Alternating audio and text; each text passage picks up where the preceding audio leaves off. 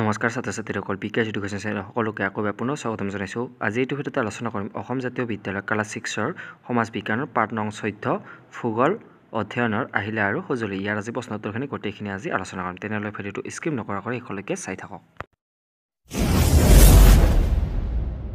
প্ৰথমে 1 নম্বৰ প্ৰশ্নটো কৈছে যে ভূগোল অধ্যয়নৰ বাবে প্ৰয়োজন হোৱা 4বিধ আহিলাৰ নাম লিখা। ইয়াৰ উত্তৰটো লিখিব লাগিব এনেকৈ যে গোলক, স্কেল বা মাপনি, মানচিত্ৰ, ছবি আৰু আৰ্হি বা মডেল। এনেকৈ বা এইখিনি লিখিলে হৈ যাব। তাৰপিছত প্ৰশ্নটো কৈছে যে ইয়াৰ পিছৰটো যে 2 নম্বৰটো যে ভূচিত্ৰাৱলী বুলিলে কি বুজা। ইয়াৰ উত্তৰটো লিখিব লাগিব যে কেইবাখনো মানচিত্ৰ একেলগে চিলাই বা পিন মাৰি ল'লে তাক ভূচিত্ৰাৱলী বুলি কয়।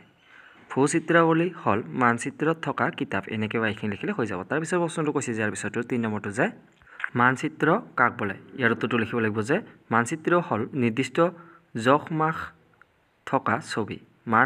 মানে হ'ল জোখ মাখ আৰু চিত্ৰ মানে হ'ল ছবি। এনেকৈ বা এইখিনি লিখিলে হৈ যাব। তাৰপিছতখিনি দিয়া আছে যে খালী ঠাই পূৰ কৰা। ইয়াৰে প্ৰথমটো আমাৰ দিয়া আছে যে ক নম্বৰটো যে পৃথিৱীৰ উপৰিভাগত দেশখন মহাদেশ আৰু দেশখন মহাসাগৰ আছে। আৰু খ নম্বৰটো দিয়া আছে যে মানচিত্ৰত দেশ প্ৰকাৰৰ মাপনি ব্যৱহাৰ কৰা হয়। আৰু গ নম্বৰটো দিয়া আছে যে ইয়াৰ পিছতো মানচিত্ৰক দেশ বুলিও কয়।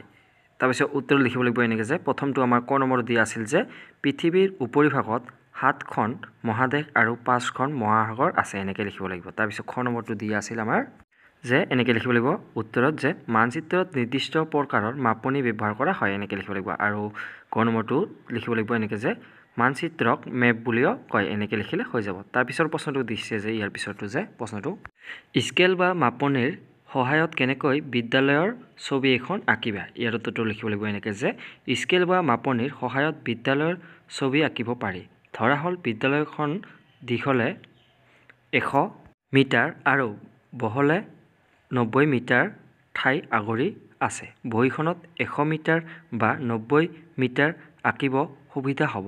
গতিকে 100 মিটাৰক 10 ছেমি আৰু 90 মিটাৰক 9 ছেমি বুলি ধৰি লৈ বহীখনত বিদ্যালয়ৰ ছবি এখন আঁকিব পৰা যাব। প্ৰয়োজন অনুসৰি ধৰি লোৱা মানটো ডাঙৰ বা সৰু কৰিব পাৰি।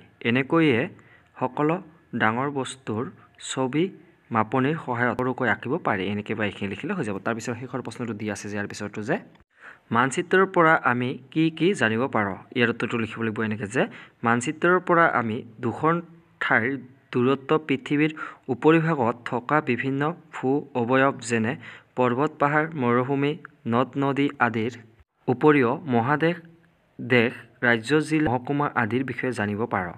ইয়াৰ উপৰিও মহাসাগৰ, সাগৰ, নদ নদী আদি মানচিত্ৰত স্পষ্টভাৱে দেখুওৱা থাকে।